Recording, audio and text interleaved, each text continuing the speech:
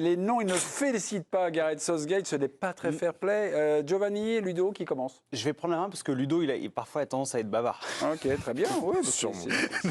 Sûrement bavardage. Stéphane et Jérôme. Stéphane décide. Jérôme démarre. Ah, ok, Allez, très bien. court, Faut-il féliciter quand même tout de même Gareth Southgate?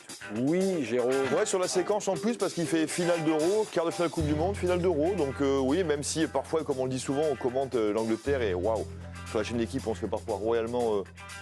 On s'ennuie, royalement, hein, voilà, c'est comme ça. Mais oui, quand même, après, on ne peut pas toujours prendre le prisme chez nous en France du résultat et ne pas le prendre chez les autres, ce prisme-là. Et même s'il n'y a pas de victoire, ben, je trouve qu'il a quand même changé cette Angleterre et qu'en grand tournoi, désormais, elle existe. Et dans cette Euro, elle a existé, battue à la 88e minute. Donc oui, mention bien quand même. Faut-il féliciter Southgate, Giovanni Castaldi? Non.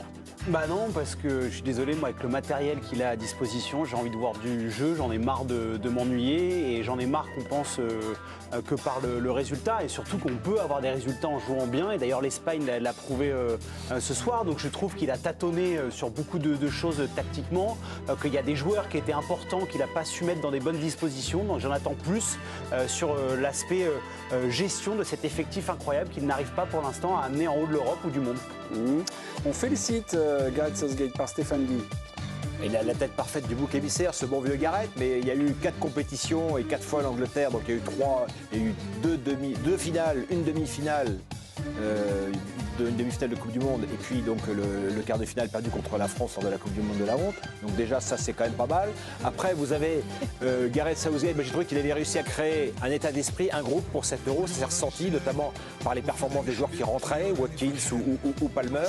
Et je trouve, par ailleurs, je sais plus ce que je voulais dire. Eh ben c'est pas grave parce qu'il n'y a plus de temps.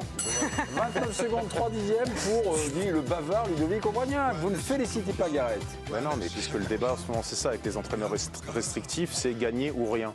Là, je suis désolé, ce soir il n'y a rien. Il gagne pas, il est en finale certes. Mais encore une fois, est-ce que quand il change à un moment donné, qu'il rectifie une anomalie en remettant Bellingham dans l'axe et Foden à gauche et qui fait rentrer Cole Palmer sur un côté, bizarrement, qu'est-ce qui se passe? Il y a un but pour l'Angleterre. En fait, il n'a fait que mettre des joueurs au mauvais endroit et aux mauvaises positions, ce qui a fait complètement déjouer son équipe par moment. Heureusement, il y a eu le supplément d'âme des stars qui l'a laissé dans la compétition dans les dernières secondes. Moi, je veux bien te prendre, Steph, mais si tu vas pas au bout de tes trucs. C'était le coaching, je vais pas du coaching. Dans quelques minutes, l'arbitrage du président, on vous laisse un petit peu de temps pour voter. Est-ce que vous avez envie de féliciter Gareth Southgate pour l'ensemble finalement de ses résultats, de ses régularités ou non? Des problèmes, on va dire, d'exploitation d'un matériel haut de gamme. Allez, à tout de suite. Harry Kane, il n'a pas la moyenne. Harry Kane, c'est entre mauvais et insatisfaisant. 2, c'est la première note mauvais. 2, 3, 4, 2 et 3.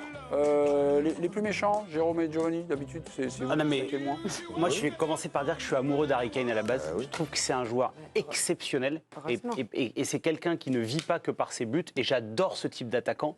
Ce qui me déprime le plus, c'est le peu d'influence qu'il a dans le jeu. C'était un joueur qui bougeait, qui était... en surpoids. Mais physiquement, il est à la rue totale. Alors, je ne sais pas si le PSG a quelque chose à voir dans cette histoire, puisque visiblement, il saborde des joueurs pour l'Euro. Je ne pense pas pour Harry Kane, parce qu'à un moment, il a discuté cet été, donc je ne sais pas si ça l'a perturbé et qu'il l'a traîné comme un boulet toute l'année. Mais en tout cas, vraiment, ça m'a fait de la peine de le voir dans cet état. Souvent, on dit qu'on commente les matchs de l'Angleterre, c'est sur la chaîne. Il faut les faire jouer les trucs. Et que même quand l'Angleterre est ennuyeuse, honnêtement, souvent, Harry Kane, il sort du lot. Il y a eu toujours parce qu'il décroche, parce qu'il... Justement, quand on parle de leadership, parce que puis, il insuffle un truc, tu vois. Et là, je m'excuse, mais quand la demi d'Mbappé, tu mets 2, aujourd'hui, la finale de Kane ne peut pas mettre plus que 2, quoi. Je suis désolé, si on compare... Quand il sort, là, ce soir, on voit qu'il a 3 kilos de trop. Ouais, je suis désolé, tu peux pas, il n'y a rien. Tu le vois. Tu trouves en surpoids, toi? Ah ouais, mais l'argent... En fait, il y a la frappe contrée, où d'ailleurs, je pense que Rodri se blesse, la première fois. Mais une frappe contrée. 70 minutes sur le terrain. On a quelques stats.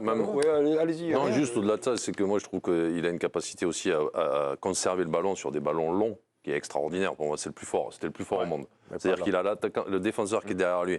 Il arrive à le contrôler, à s'orienter, et après le jeu commence.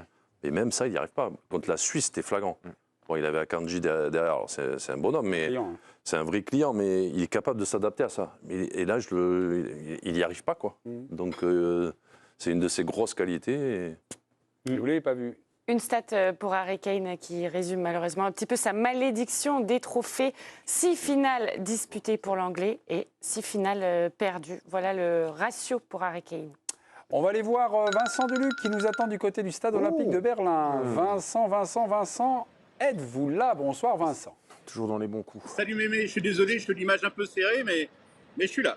Ok, ben non, mais c'est très bien, vous êtes bien, vous êtes magnifique. D'accord. Pour savoir si le chat noir, c'est Harry Kane ou...